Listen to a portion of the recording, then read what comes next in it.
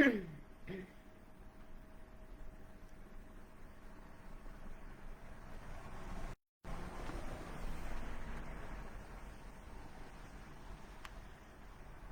good evening, Jerrips.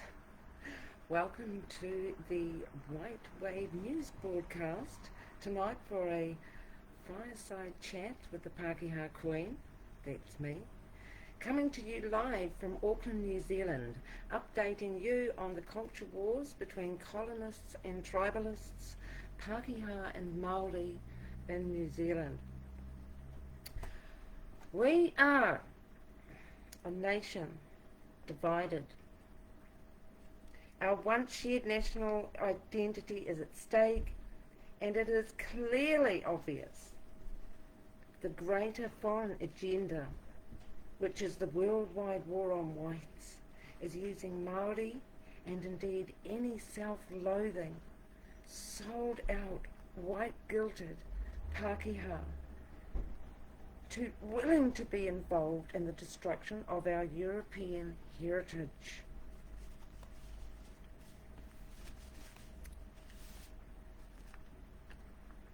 Since Te Pāti Māori performed their illegal haka in Parliament, pointing the bone and declaring war, Pakeha are creating a wave, and we are answering the challenge. Some recent news is David Seymour of the ACT Party has responded to a letter from the United Nations regarding the Indigenous Maori and their rights. So if anybody doesn't know the UNDRIP, it's the United Nations Declaration for the Rights of Indigenous Peoples.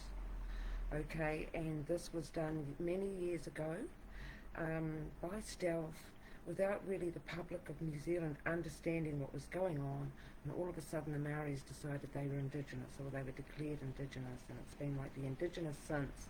They've sort of dropped the native and gone on the Indigenous bandwagon, because Pakeha have become native now, and they don't really want to share, the native title with us.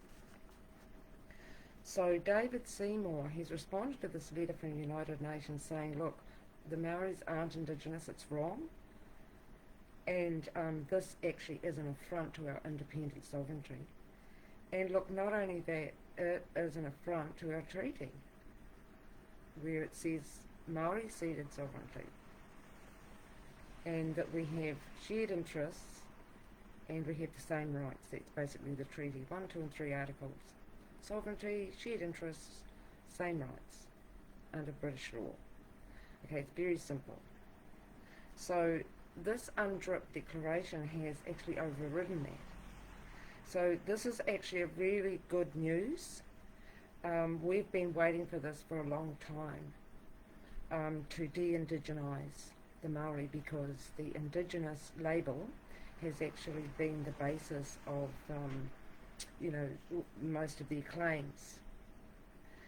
So this is a very important thing that happened. So this is very exciting.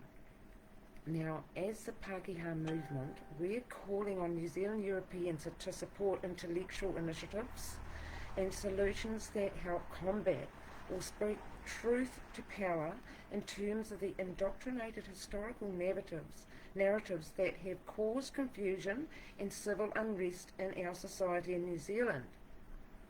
So this special relationship between the Crown and Maori hasn't worked for the country at all, and it's impacted not only Pakeha, the majority, but indeed immigrants that come here as well, and anybody else who lives in New Zealand.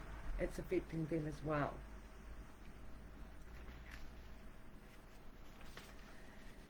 So it's very important for the Pakeha people to come together and discuss and talk about ideas and brainstorm and have a think tank. Because this confusion and unrest is going to lead to a worse situation in New Zealand, where everybody is going to be under the thumb of tribalism. Okay, this is not celebrating culture, this is actually usurping institutions that have been long-standing, working very well, and New Zealand was once a great country, and we want to get it back to that. So the special relationship between the Crown and the Maori has, just left the Pakeha out. We've been silenced. We haven't been able to access the Waitangi Tribunal. It's a case of no Pakeha allowed. For 50 years we've endured that, and we've been silenced. We haven't really got TV and radio and Crown Relations Minister, 200 clan trusts. We're not a tribe, we never have been. But we really truly need to tribe up, because what we need is educational unity. These false narratives have been bandied around too long, and it's been embedded into people's minds for 2 generations now, 3 generations. And now those adults in Parliament that are misbehaving in Te Pāti Māori have come out of the 1980s and 90s indoctrination on Maori children campaign that's still going, and it's really ramping up. So it's about what we know and who's behind it rather than what we do. Alright, so as the Pakeha movement, part of that is obviously protesting and not consenting to these things, so challenging things. We're calling it out, we're exposing the lies, we're unearthing, okay? We're wanting to lift up the power of the first fruits of our nation, which is our national shared interests of tikanga Christianity. So we're worried about the old Māori tikanga coming in and disrupting, and it has done that. It's removed things and replaced itself, and it hasn't really worked very well. So this protest of the Pakeha movement must be done intellectually and thoughtfully. Remembering that thoughts become things, ideas become reality. I believe it is too dangerous for Pakeha to follow in the footsteps of Maori Hikois to Parliament, like they did with the Land March in 1975, which essentially only advantaged Maori. We only need to look at the Freedom Village parliamentary occupation in February 22 to see that any other substantial protests is considered a river of filth. They're not really worth addressing by Parliament. Pakeha have become vulnerable and impacted when trying to meet up together even. Not that we ever meet up exclusively as Pakeha, however, there have been some meetings of recent times of the Stockco government's Julian Bachelor's meetings in 2023, where like local community halls, settler halls and community centre places were booked by Julian Bachelor, and instead of having like a peaceful freedom of speech and listening to presentations, there was gangs of Maori thugs outside making a disturbance and just not really letting it happen. Police had to be called and all that sort of thing. Why are they hanging outside our meeting halls? I mean, we would never do that to them. They've always been free to have their plethora, millions of meetings over the years. And now we try to have one and come into a settler hall, and what, we are persecuted for that and abused for that? Something's wrong, people. These hybrid tribalists today are not the friendly Maori that we grew up with. They're just not. We're dealing with something else here. We're dealing with corruption, we're dealing with a takeover, coup d'etat. We're dealing with people who've revised the treaty in history and managed to get Pakeha people on board with that through tactics and treaty workshops and partnering, their special partnerships with government departments and the community and councils and mayors and all of that over 50 years. It's really turned into quite a machine. So we're having to combat that now. So we've got some objectives here and strategies. Imagine the attacks here if we as an ethnicity decided to tribe up and march to Parliament. It's just not feasible or wise, because we would be bullied along the way. That just goes without saying, to be honest, that if we marched as a Pakeha ethnicity, we would be bullied along the way, and it would be really dangerous. So we don't need to do that, we just take the intellectual way, alright? So what is the strategy? Okay, so the objective really with the Pakeha movement is educational unity and balance. Okay, because we believe what's being taught in the education curriculum is just a confusing mess of making white kids feel guilty and Maori kids feel like victims. And it's got to stop. There's got to be a balance and there's got to be some harmony. And I believe, this is annoying me with streaming, and I believe that educational unity is the answer. And unity itself, education is the key. Okay, so one of the ideas that we've come up with is posters, flyers, cards and exemptions. We've got this pressure upon the youth and indeed even adults and in the workplace and everywhere to understand the Maori worldview, the te ao. It's like a religious pressure to go along with what they want you to do. They've managed to get the government and people in positions of power, MPs, councillors, mayors and all that, over the years. You see, this has been a long, gradual process. Just hasn't just happened overnight. Okay? But to combat it is not that difficult, okay? You just have to understand the simplicity of our history. It's not very long ago. It's not even 200 years since the treaty was signed. So it's not that hard to fathom. But we're going to make posters and flyers, cards and exemptions that have the Brightlight Treaty written on them. Now, the Brightlight Treaty is the Kohimarama Covenant 1860. If you want to know more about that, I've done another video on my channel, wearing my red scarf, and it explains all of that in my speech about the Kohimarama Treaty 1860 and how the 1840 Treaty of Waitangi was nullified and it was recreated in 1860 because it was broken and because they reflected on 20 years and they made solutions, obligations, principles and that sort of thing. And there's 5 main ones that come from that. We're going to have those drawn up on a professional declaration, okay, because the Brightlight Treaty, Te Tiriti or Kohimarama in Te Reo, is protection for the Pakeha. It really is. We were under a lot of attack in those times. We came and settled in a hostile environment. We bridged a gap. Thank goodness for the missionaries who led it all up to that point. Now by 1860, 150 native treaty chiefs, together with the governors at the time, they declared things. And that was called the Kohimarama Covenant, or the Brightlight Treaty. Now, some older people will remember the phrase the Brightlight Treaty. It's not talked about these days, but it's going to be brought back into light and highlighted by the Pakeha movement. So the Brightlight Treaty is the treaty that we should be going by, because that was the last will and testament of the treaty chiefs.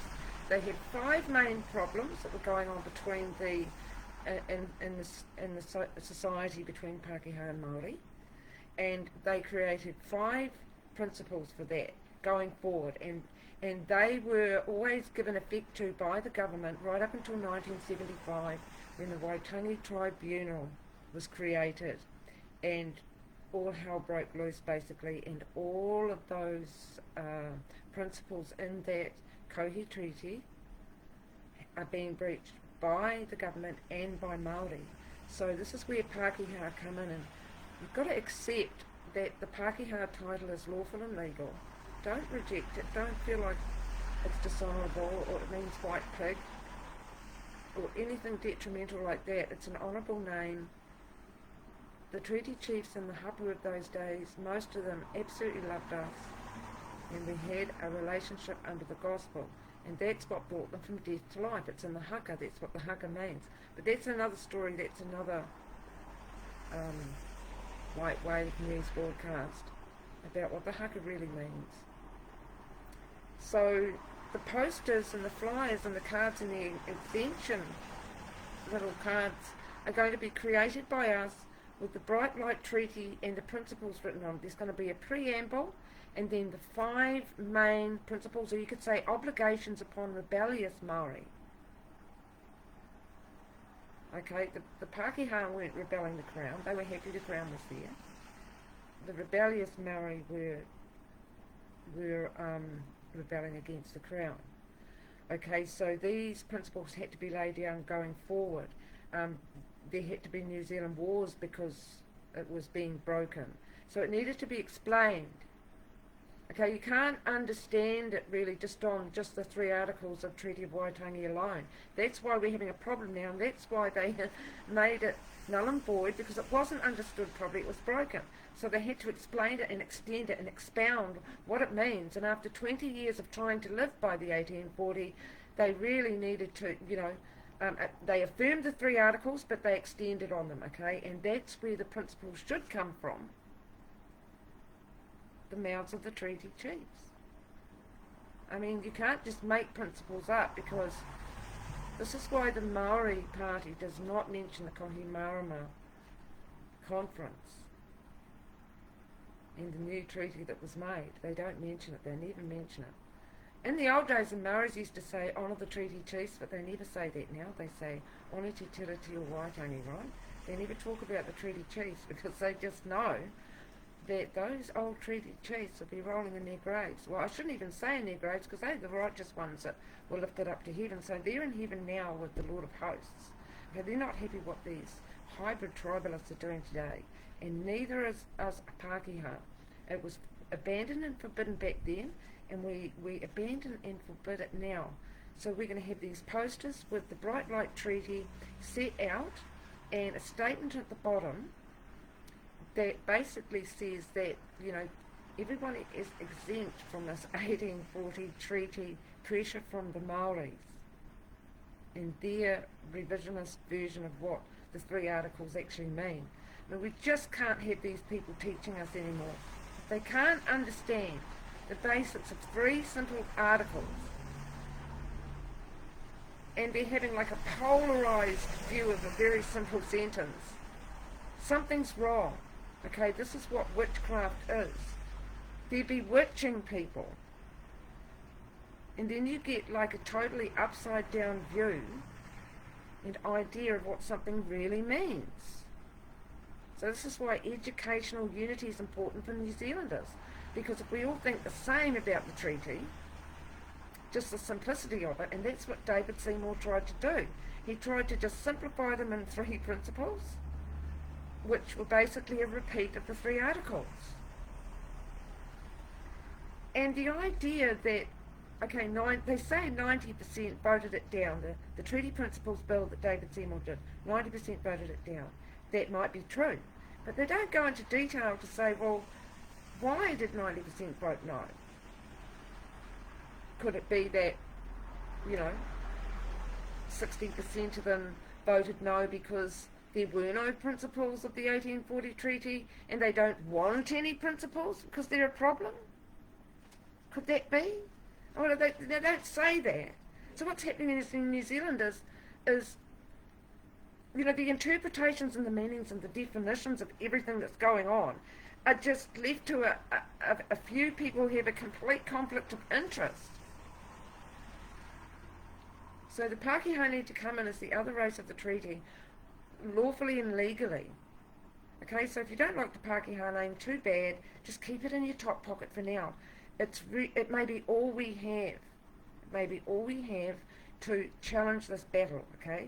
They've done their haka, and we're going to be answering and challenging it. So these posters and flyers are going to be made up professionally. And the small exemption cards are going to be able to be kept in your purse or your pocket or your bag, okay? And you can use them anywhere you go. You could be at school, university. You could be in the workplace. You could be just out shopping. You could be part of anything or doing anything in life, just having a discussion with your family, whatever. And you feel pressured to do something or think something that you don't want to do and you don't want to think, or is against your beliefs, or that you don't think is right and you don't believe it, and you don't want to be bullied into doing something that's a prerequisite. You've got to do this, this and this before you can know. Okay, you pull out your Brightlight Treaty exemption card. It's going to do it for you. It's going to speak for you. That's going to be your voice. It's no use trying to have an argument with Maori people or traitor Pakehas who are on the bandwagon with them. They're just going to say you're racist or whatever, and it shuts the argument down. And so you're not going to get any intellectual argument. But when you present a card that's got like the facts on it and it's got some statements on it, they can take that and they might think, oh, this is, what the heck is this? You know, but they're going to go home and they're going to look it up, because the Kohimana conference records can be easily read on the internet, okay? So these cards and the posters, we can put posters around on the billboards. We can take flyers to places and place them around. Get people understanding and educated about the Brightlight Treaty. Te Tiriti or Kohimarama. Okay, the Treaty of Waitangi was nullified, you know, as it was. The 3 articles of that treaty were confirmed and affirmed, though, at the 1860 Kohimana Conference. And they said this is a new treaty, and they had obligations and principles. And the 5 main ones are going to be there, and they're the 5 main problems we're having today.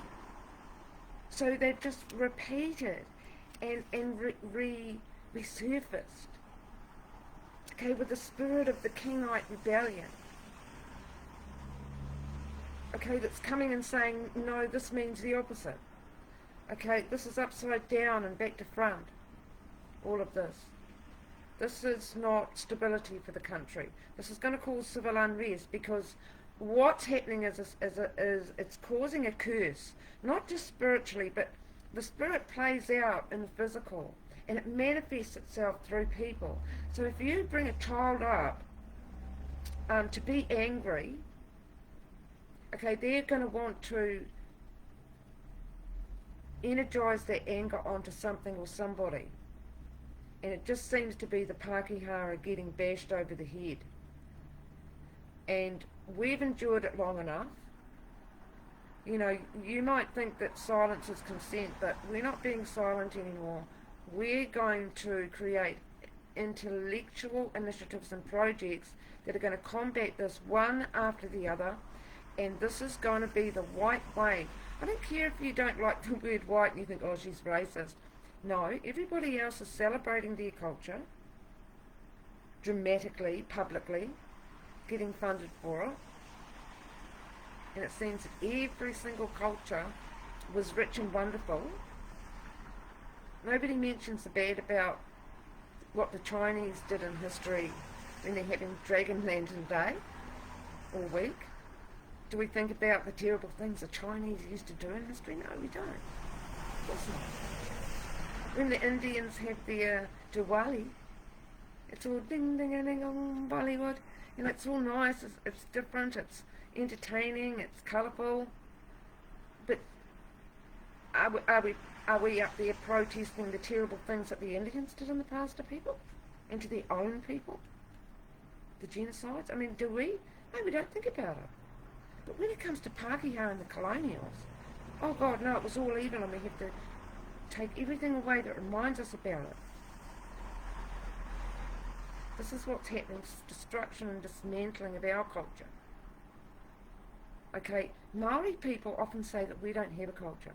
And the reason why they think we don't have a culture is that we just don't have logos and branding and funding.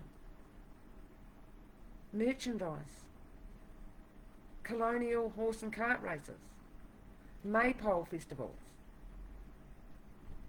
It's because it's not funded and it's not preserved, and our interests don't matter anymore. One by one, our culture has faded away until it's just about gone, and that's why the Maori say we don't have a culture, okay? Because our culture has been removed a lot in the last 50 years. Why they want to smash the monuments and the statues of people. Oh, because they are linked to, you know, past injustices. Really? Really? Honestly. get a grip. Every single Maori tribal name is linked to past cannibalism, slavery, infanticide, suicide, theft, plundering. I mean, honestly, are we really wanting to go down this track? Because two can play this game. Okay, we don't want to have this angst between us. We want to be friends, but I believe that we're in a state of apartheid now, and it's a little bit too late to think, can we save this friendship? Not really. We can't save it. We have to actually be pro-Pakeha and come to the table, or create our own table. We create our own council, Pakeha Council, our own Pakeha everything. Everybody else is making the collective vote now, except us. Everybody else has been huddled into their little ethnic group, funded groups, okay, except us. Everybody else is wonderful, except us. Okay, this worldwide war on whites is happening right here in New Zealand, and the Maori and the Islanders and some of the immigrants are being used, okay, for this continuous global anti-colonial alliance of melanated people. It's very clear. They're being blatant now. They're not even hiding what they think. Coming straight out and saying we need to exterminate whites from the planet, basically. You know, because they're the parasites and they're the problem. I mean, you just can't take it back now. It's all been said. So these exemption cards, posters and flyers are going to be available for people. Now, I've never asked for donations before for anything, but for this, for the Brightlight Treaty to be printed out on declarations as posters, flyers, cards and exemption cards for people, I think it's a great idea, and I think it would really immediately help people. It would help the youth at school if they were feeling pressured, Pakeha kids feeling pressured, in the workplace as well, where people are feeling pressured to believe things. When people are being made to do compulsory courses, it's an exemption card, and on this exemption card we'll have a website. We're creating a website. We need help with that too, to educate people into walking in the authority of the Brightlight Treaty. And what is expected of society and how we treat each other is there. The protections are there, and the principles of how we interact with each other, okay, is right there, and it's a good way of doing things. And it did work for a long time until 1975. The Waitangi Tribunal has managed to just change everyone's mind. How is that possible? That's orchestrated and manipulated through education, and it's been a gradual process over time. So this is what we're combating, and we combat false news with truth. We combat lies with the truth. Okay, so the education side of it is very important for this. What else do we have to say here? Yes, we've become vulnerable, and so we must be very wise about how we go ahead. We're going to make this declaration of the Brightlight Treaty, and we're going to have the chant, honour the Brightlight Treaty. Honour the treaty chiefs. You know, they set that standard going forward and expected it to be aki, aki, aki. You know, you can't change it. You can't. I mean, they're not alive now, those treaty chiefs, those righteous ones. They're not. So you can't speak on behalf of them. You can only read the speeches that they made and have a great understanding of that. And every student in New Zealand needs to study the Kohimarama Conference of 1860. That's what I say. So we believe the Maoris today, these part Polynesian, a tiny little bit of Polynesian mixed with Asian and lots of European today. are stepping outside the boundaries of reality, outside the boundaries of the safety net of the Spirit of God, causing degradation in society because the Maoris instigated the removal of tikanga Christianity from the schools, and since then all manner of slimy devil-inspired agendas and ideologies have come on in, right, crept on in. They said, oh, we can't have religion in schools anymore because there's too many different people with different faiths, different faiths and beliefs. We can't have just Christianity, so let's remove it after 160 years. Breaching the treaty, I believe. Absolutely breaching the Brightlight 1860 treaty, where it says tikanga was that Christianity was the new tikanga. So they removed that tikanga, breach of the treaty, right? They replaced it now. Look what's happened now. All those 40 years later, we've got gender ideology being foisted upon the innocent minds of children. It's disgusting. It's anti-Christian. You've got the tribalists in there having these safe spaces because, Pakeha are so the oppressors. Well, I don't think so. I think Pakeha have been the oppressed and silenced and censored and left out. Who's partnering with us? I mean, when is the government going to work together with the Pakeha community? That's what we're asking. Where's our Crown Relations Minister and Commissioner? 200 clan trusts, Anglo clan trusts. Where are they in our funding into them?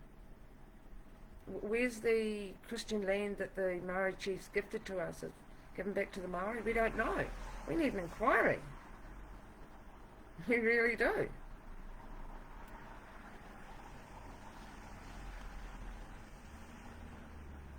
So we've really been bewitched by this, and this is Maori tikanga. It's a lot of witchcraft. That's why the treaty chiefs abandoned it and left it behind. And to try and bring it back is they just warned not to. And now we know why. And we only had a taste of that now, okay? This is how witchcraft works. It's just all about gossiping lies. Gossiping lies. Slander and defamation. Shaming. Blaming. Blaspheming the founding faith, the first fruits of our nation. That's what the Maori culture is about today. You can have your kapa haka fancy concert. That's basically a European stage show. But we know that behind closed doors, you are indoctrinating those youth to hate us. You're putting it into your waiatas, you're putting it into your kaupapa. It's decolonising, right? It's a hateful, racist religion that you've created, and it doesn't match with tikanga Christianity. The treaty chiefs would be absolutely, they're angry about it. So, the world itself, the non-whites in the world think they're going to be better off without us whites. They're better off. They think they're going to be better off. Okay, because we're the problems, and our God is the problem as well. So they're going to be better off without our God as well. They want to bring the laws of the jungle back, and they want to bring the gods of the underworld back. And what is the Church of Christ going to do about it? What are we going to do about it? Okay, we've got to, and instead of trying to tear them down, we've got to raise a banner. That's what God said to me. We've got to raise a standard, raise a banner. Okay, and it's nothing new. We just go back to the first fruits of what works. Okay, the Spirit of God has already won. The land has already been inherited to the Christian people from all nations. So the Pakeha is just going to lead the way again. We're the guardians here. The Maori have had a go at helping the Crown to govern, and we can see where that's heading. It's heading down into a very dark road. So what we want to do is have you email gammon77@hotmail.com. I'll put it in the comments below. That's GAMMON77@hotmail.com. Email me to get on our Pakeha Movement Database email group. type Pakeha in the subject box so you don't get lost in the junk mail. Like our Facebook page, and you can join our Facebook group, our private group, the Pakeha Club. I've got a YouTube channel under the Pakeha Queen, and as we go on, our socials will expand. Right now this movement is in its infant stage, and there's a lot of ideas that have come through. There's just so much to do, but we can't do it all at once. And so the most important thing is the posters, flyers and cards and exemption cards. I really think it's going to work. It'll start a big conversation in the community, and it won't take that much. So I'm asking for donations. Email me, okay, and say that you'd like to donate, and it's going to be just for the posters and flyers and exemption cards, okay, to have the Brightlight Treaty, the Kohimana 1860 written down, okay. So I'm going to type it all up, and I'm going to show a proof of it shortly, but I need donations for that, because I'm doing this all basically on nothing. I'm a job seeker at the moment, to be honest. So for this to be done, you know, we need a few $100s to have it professionally printed up, okay, and printed out, and get a lot of them printed out, okay. And once we put them up and we share those around, you know, we could get people to make a donation to actually buy a stack of them, you know what I mean, so we can get that money back as well. So I'm asking for donations, so email there to me, gammon77@hotmail.com, type Pakeha in the subject box. We're mobilising. We're going to be having some online Zooms soon, so if you're interested in having a discussion, a cultural discussion about your ideas, or if you've got an initiative or a project that you think you would help the situation, we want to hear about it, okay? If we can get 100 people together and thumbprint a declaration, I think that we can have some attention, okay? We're not going to knock on the government door, we're just going to do things in the community, and then the media will catch in on it, okay? And then it will just have a momentum from there. We've got to start somewhere, and these exemption cards, I think it's a great idea. What do you think? Tell me what you think. Give me some feedback. Alright, that'll be great. So I'm going to end this live video now because I've talked too long. Bless every cherub in New Zealand, and I believe that God is raising people up with a prophetic voice in New Zealand. Don't be afraid to speak out, okay? If you believe that you have a prophetic voice as a Christian, and that God is calling you to be part of this ethnic movement that is an attack, a direct attack on the people of God, then email me and let me know there is a place for you. There's opportunities in the Pakeha movement. Okay, it's going to be the next cultural mega trend. So get on board now to be a foundational member of our movement going forward in New Zealand. Let's make, dare I say it, let's make Pakeha great again. Let's make Pakeha loved again. Let's make the Pakeha culture be defined. Let's defend our colonial heritage and those great, miraculous, humanitarian, evangelical works that were carried out by our ancestors, our people. Be confident about it. Embrace the Pakeha title. We have got a battle on our hands. We've got it physically, we've got it mentally, and we've got it spiritually. Okay? So stick with me, share this video to like-minded people and anyone who might be interested. Thank you for listening. Love you all. Bye for now.